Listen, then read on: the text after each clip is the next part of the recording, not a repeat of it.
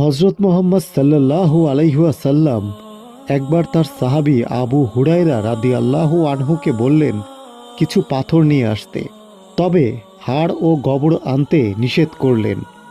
আবু হুরায়রা রাদিয়াল্লাহু আনহু কাপড়ে করে কিছু পাথর এনে সেগুলো নবীজি সাল্লাল্লাহু আলাইহি ওয়াসাল্লামের পাশে রেখে চলে গেলেন। নবীজি সাল্লাল্লাহু আলাইহি ওয়াসাল্লাম কাজ সেরে ফিরে আসার পর আবু হুরায়রা রাদিয়াল্লাহু আনহু জিজ্ঞেস করলেন, আল্লাহর রাসূল, হাড় ও গোবরে সমস্যা কি?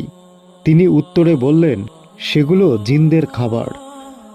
নাসিবিন শহরে সিরিয়া ও ইরাকের মধ্য আল জাজিরার একটি নগরী।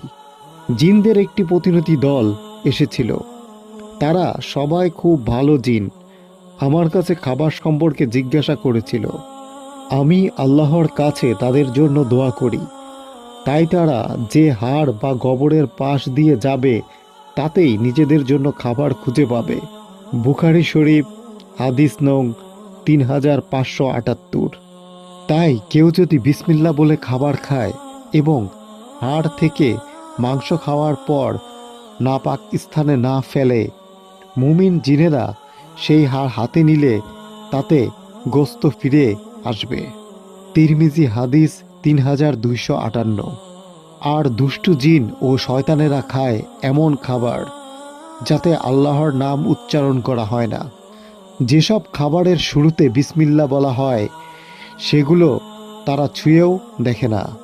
গোবরে জিনদের পশুদের জন্য খাবার জমা হয়, তার মানে জিনদের পোষা প্রাণী আছে এবং তারা তাতে আরোহণ করে। রাসূলুল্লাহ সাল্লাল্লাহু আলাইহি ওয়াসাল্লাম বলেছেন, গোবর বা হাড় নাপাকি পরিষ্কারের কাজে ব্যবহার করো না, কারণ এগুলো তোমাদের ভাই জিনদের খাবার। তিরমিজি হাদিস নং 18।